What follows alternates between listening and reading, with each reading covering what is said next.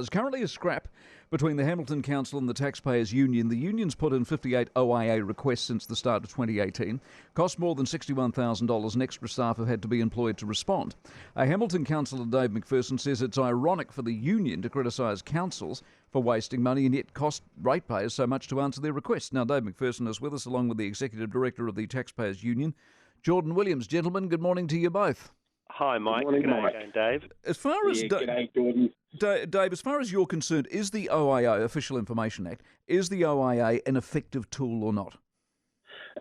Look, it's overdone as far as effectiveness goes. There are ways you can get information without going down that very legalistic sort of pathway. You could, for instance, get on the phone and ring up and ask for a lot of the information. You could look on the website and ask for a lot of the information.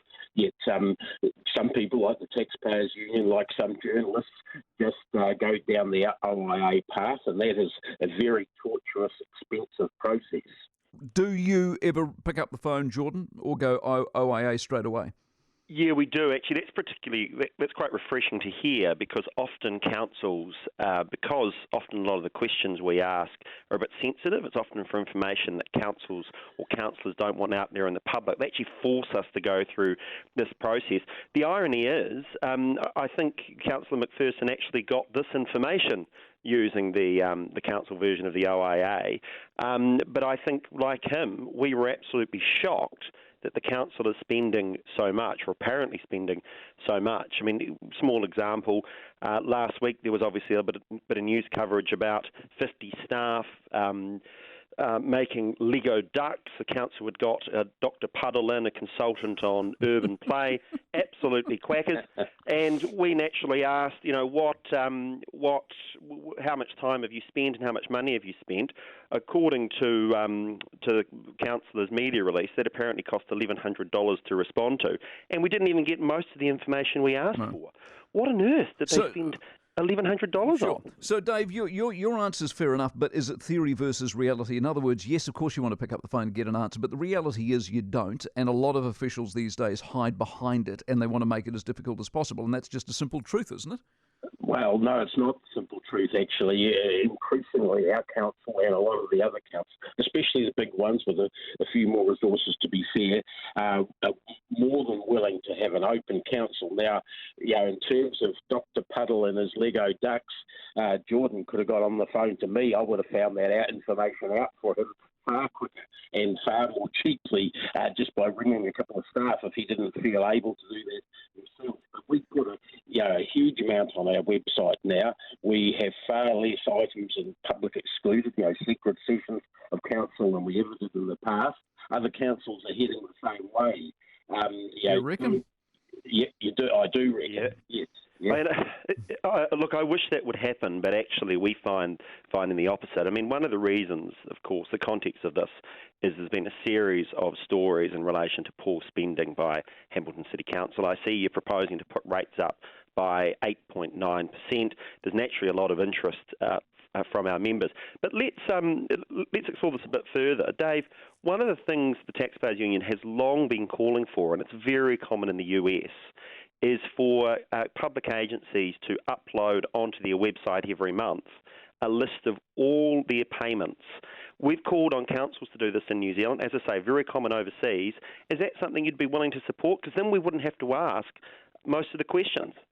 Well, that doesn't get the information, for instance, with the Taxpayers Union, how much time do the staff members spend? No, but we wouldn't have to ask if you were more transparent. Unless you're going to put staff salaries on there, individual staff salaries. No, we don't ask for those.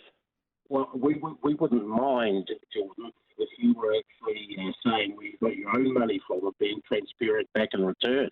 Having said that, let me ask you that. See, Jordan, is 58 for one council, 58 OIO requests for a single council. That's OTT, isn't it?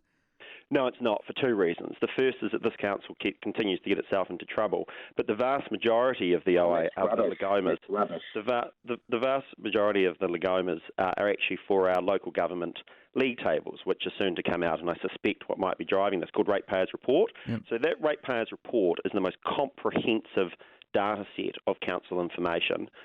throughout the country. In fact, a lot of councils use it to benchmark performance. Look, I understand some councils don't like it.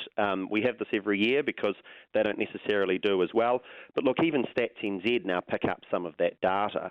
I make no apologies for leading New Zealand's largest ratepayer and taxpayer group to asking councils, and when councillors are complaining about it and trying to get back at us when we're exposing waste in their council, I think that's a sign we're doing a good job. The bigger question is, why on earth does it cost more than $1,000 to answer what are pretty simple questions? You know, these are not, for example, we ask for information about average residential rates. That information should be easily available. The idea that is costing more than $1,000. The problem is, it's a good question. It's a good question from John. Dave, why does it cost $1,000 for a simple question? Because it takes a lot of staff time to actually go away and look up the minutiae. Now, if he just rang someone and asked and explained, often the issue is that it's a catch-all question that goes to every council across the country, and they don't explain what information they're exactly after. The first thing that should happen is they should ring up and explain what they're after. If they can use it more quickly and more easily and more cheaply, and that just doesn't happen. All right, Dave, listen, we've got to move on. I appreciate your time, and sorry about the phone quality. Dave Macpherson, Hamilton City Councillor, Jordan Williams, Taxpayers Union Director. Never the twain shall meet. The Mike Hosking Breakfast. Hi, Mike. That's exactly why I donate to the Taxpayers Union. They do such important work. Just pick up the phone and ask. Yeah, right. Another one says Jordan and his group asking questions is great, but the crazy assumption he then makes is where the trouble starts.